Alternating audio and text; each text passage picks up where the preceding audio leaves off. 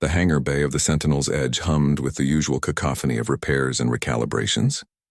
Jixon wiped the grease from his hands, surveying the massive form before him. The Draconid warship Ethera's Flame hung suspended in the maintenance cradle, her biomechanical hull pulsing with faint bioluminescence, a sign of life within the living metal. "You're the human?"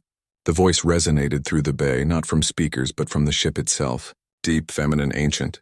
Jixon had worked on everything from Centauri frigates to Andromedan destroyers, but never a Draconid vessel. They were rare, precious, each one a symbiotic fusion of dragon consciousness and spacecraft. The Draconids didn't trust outsiders with their ships. They barely trusted anyone at all. "Chief Mechanic Jixon Harper, ma'am," he said, addressing the ship with the respect due to a sentient being. "Your captain requested immediate repairs to your starboard propulsion matrix." "Anna," the ship corrected. "My bondmate's name is Anna. She is sleeping.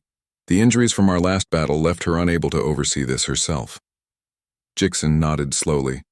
He'd heard about Draconid bonds. The neural link between dragon and pilot was so profound that damage to one affected the other. "I'll need to access your internal systems. The damage reports show microfractures in your bioconduits." A long pause filled the hangar. Then softer, "Proceed."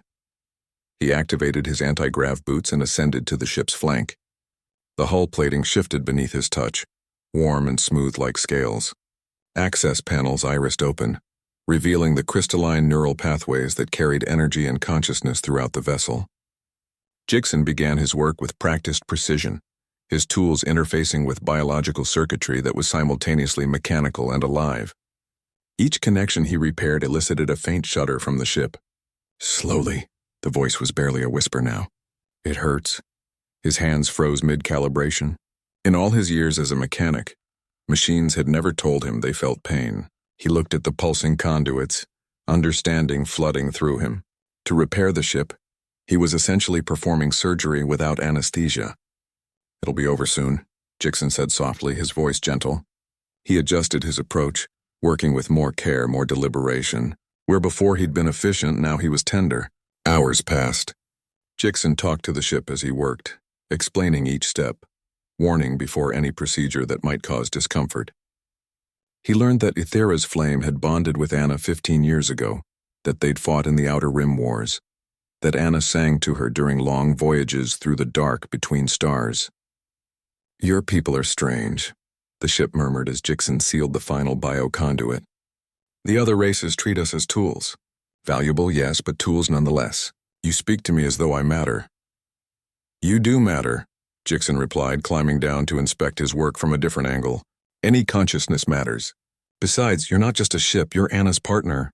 That makes you family to someone, and family deserves respect."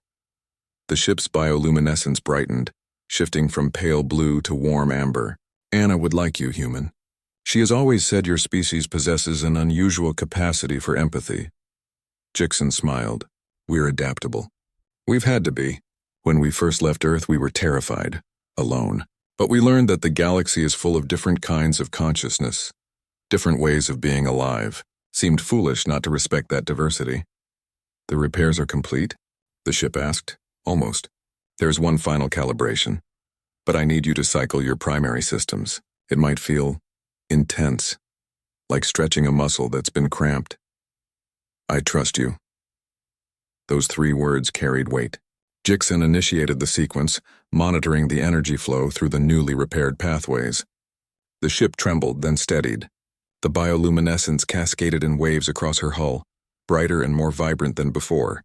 "I can feel Anna more clearly now," the ship said, wonder coloring her voice. "The pain that clouded our bond, it's fading. She's waking." Within minutes, a figure appeared at the observation deck overlooking the hangar. Anna was tall, imposing, with the characteristic silver eyes of a Draconid bond pilot. She descended rapidly, approaching Jixon with purposeful strides. "You repaired my ship," she said. It wasn't a question. "Yes, Captain." Anna's intense gaze searched his face. Then, to his surprise, she placed a fist over her heart in the Draconid gesture of profound respect. "Ethera tells me you treated her with kindness. With dignity. This is uncommon." Jixon shrugged. "She's alive. Seemed like the decent thing to do." "Decent," Anna repeated as if tasting an unfamiliar word. She glanced up at her ship and something wordless passed between them. The Draconid Council has long debated humanity's place among the elder races. We are a proud people slow to accept newcomers, but Ithera and I will remember this day. She extended her hand and Jixen shook it.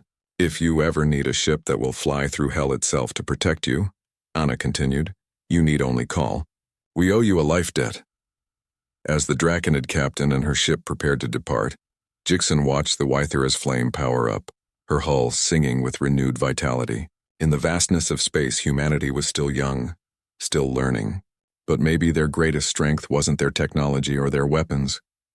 Maybe it was simply this: the ability to recognize pain in another, and the compassion to ease it. The ship's voice echoed once more through the hangar, warm and grateful. Thank you, Jixen Harper. May the stars guide you home. And as the Ithera's flame launched into the cosmos, Anna at her helm and their bond stronger than ever, Jixen smiled. Sometimes the most human thing you could do was treat the universe with kindness.